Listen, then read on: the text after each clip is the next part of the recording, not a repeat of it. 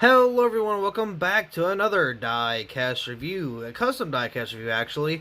Today we have a custom that was not bought on eBay, and it was not made by me, but I bought this through Diecastbuffet, I want to say about a month and a half ago maybe. I could be completely wrong, but either way it was a while back. It wasn't like, a long time ago, but it wasn't very new either. Now, normally, especially not anymore, where I can do them myself, but I don't really buy customs anymore from other people or just eBay in general. The reason I bought this one is because I've seen this driver win in this paint scheme at Kentucky Speedway. This was my first race went to for Xfinity Series back in 2016, and it was, of course, Brendan Gaughan ended up winning the race. At the time, I didn't know who Brendan Gaughan was. I was just happy to be at an Xfinity race for the first time. I believe it was Elliott Sadler and Brendan Gaughan both get their last Xfinity wins, or just their last wins in general, actually. So that was pretty cool. Of course, I went with my good buddy Big Z. He ended up taking me for whatever reason. I don't remember why the reason exactly. It was probably like for a birthday gift or something, or like an early birthday gift, something like that. Either way, it was my first Xfinity race, and I remember this paint scheme. Again, I had no clue. I remember calling him the 62 because I didn't really watch Xfinity Series. I mean, I don't now, but I didn't keep up with anybody at all in Xfinity. I was focused on Cup and Cup only. I didn't care about anything else. It was just the Cup racing. That was it. And back then in 2016, I was still... Or was it 2016 or 2014? It may have been 2014. I can't remember. Was it 2014? I'm pretty sure it was... I'll have to do some research. But anyway, this is the custom diecast from that again, built by Diecastbuffet. A very cool looking paint scheme. And here's the weird thing about it. If I can find any reference pictures at all, I'm going to strip this diecast apart, make it into the race to win, and then review it again. So it's going to be a custom of a custom, basically. So we'll kind of see how that goes. But anyway, this is a donor box. Of course, it's not Ty Dillon, not RCR. Not Ty Dillon. Let's see. I'm not even going to try to freaking pronounce that. But anyway, I'm pretty sure it's 2014. At least this box is 2014. But anyway, let's crack this bad boy out of the box and take a closer look. So here's the diecast out of the box. Now, first thing I noticed, I don't think this is on DB's part, but this does have a suspension issue. Now, as a custom diecast builder, I've done this many times. You can take apart a perfectly good 164, put it back together, and have this issue. I don't know how it happens, but it does. I have it all the time. It's always annoying.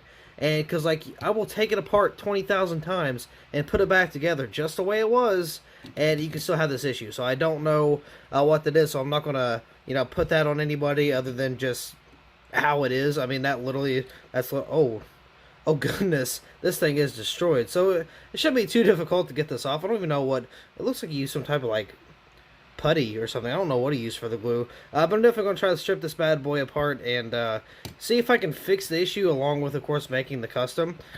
So either way, we're going to get this, try to touch this up and make some, racewear, maybe confetti. I don't know if there's confetti to it, but we'll just kind of have to take a look on that. But anyway, right here on the hood, we got Protect the Harvest right there. I have no clue what this is.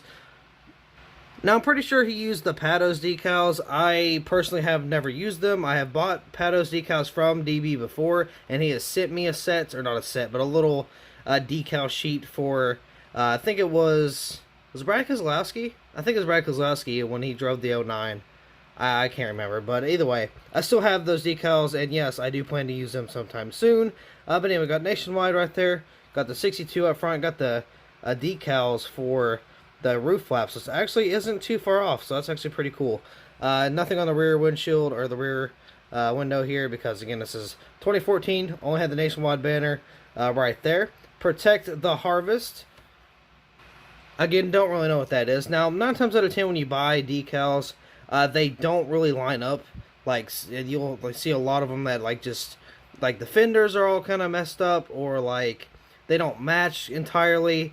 Now, that's why I like printing my own decals, because I can size them, to whatever I need. So, you know, the quality may not be the best, but I still have perfectly good, you know, size decals. And honestly, that's all I really care about. Because, I mean, my printer is still decent quality, but it's not, you know, the best. So, on the back here, we got the Protect the Harvest once again. So you got 62. I got taillights back here. It does look a little high up, but I mean it's not really a big deal. Yeah, we got some little patches right there on the spoiler, which is, again, it's not a big deal. I can easily touch that up. Again, I want to strip this bad boy apart. I'm definitely going to do some work in race wear and see how that kind of works out. Okay, here's what I was talking about. So the decals don't always line up. You can see on the fender well right here, there's a lot of blue where that decal was supposed to wrap around. That does not happen. 90% of the time you will not get that. So again, I'm not going to put that on the maker. That is just, you know, how the decals are. That always happens. I mean, that's why I print my own. So, got Protect the Harvest right there. Join APS.com. Safety Clean right there once again. Lucas Oil. We got Brendan Gaughan right there. We got something else there too. Looks like got some decal around the window there. Got Wicks, Lucas Oil, Sherman Williams, I want to say, and no, Champion, I believe, right there on the bottom for the B post. Can't really remember. Got the 62 right there, South Point. I don't even know how to pronounce that, so I'm not even going to try to. I got 62 once again. Got a little swoosh going on right there. NASCAR Nationwide Series. Let's see. Coors Light, Autometer, Jegs, MSD, ARP, Mechanics Wear, Adabrock, Simpson, JE. Haven't seen that one before. Holly and 3M right there. This is more with the decaling. Pretty difficult to wrap. I know, again, I've done them before. They suck. They really do. So hopefully when I use my decals that I bought from DB and just, you know, the ones he gave me, I do hope I don't run into this issue. I shouldn't, because it's an all-black base, and I should have pretty decent, like, I shouldn't have any issues, basically. Now that I bought some Kurt Busch Monster Energy decals, I shouldn't have any problems with those. But for the Keselowski, I might have a little bit of problems. But I guess we'll just have to see. So we got, don't know what that one is there. That might be, I don't know, Goodyear. I do have Goodyear there, though. Let's see. Moog, Mail Comp, Edelbrock, or not Edelbrock, just Sunoco there. I keep wanting to say that because I said it so many times over and over. So I got the Camaro front end right here.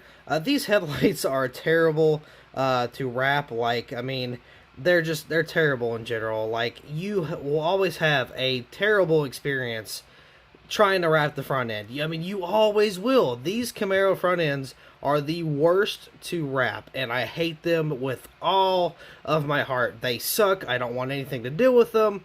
And it's hard. It's hard to wrap the front end. I mean, I hate it. I really do. You can ask any custom diecast maker, and they'll probably tell you the Camaros are the hardest. Now, the Ford Mustangs, in my opinion, are the easiest.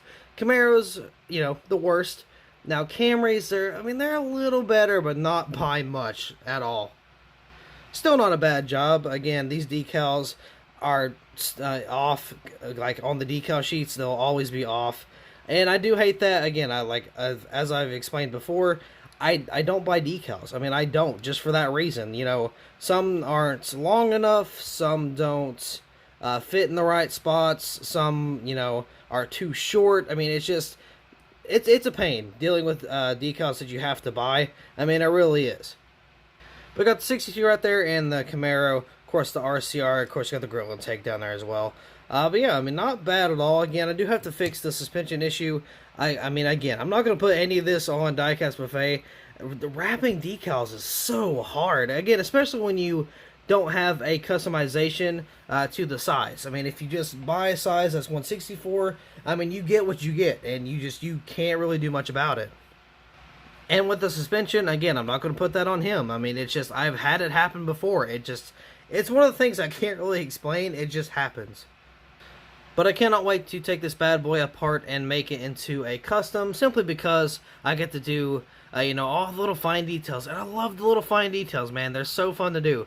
So with that being said, I do believe that'll be all for this custom diecast review. Thank you all so much for watching. I hope you all enjoyed, and I will see you in the next video.